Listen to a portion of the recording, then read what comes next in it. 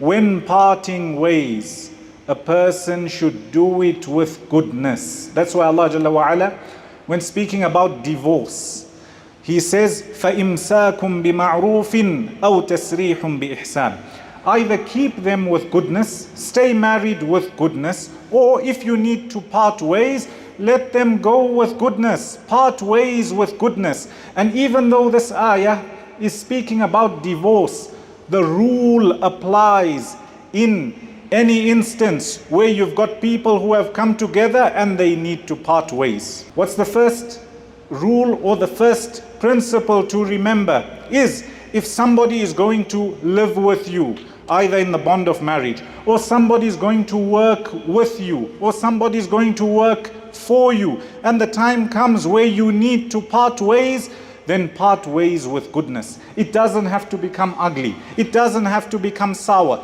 It doesn't have to become such that one carries on oppressing the other. Allah Jalla wa Ala, not only once does He mention this rule in the Quran, in various places. He says, فَإِمْسَاكٌ بِمَعْرُوفٍ أَوْ تَسْرِيحٌ بِإِحْسَانٍ. Either keep them with goodness or let them go with goodness. In another verse, Allah Jalla wa Ala mentions what happens if the people have to part ways. Again, He's speaking about husband and wife, but the rule applies everywhere else. He says, وَإِن يَتَفَرَّقَا يُغْنِ اللَّهُ كُلًّا مِنْ سَعَتِهِ. If they had to part ways, husband and wife, Allah Jalla wa Ala will sustain both of them. He is the one who owns wealth.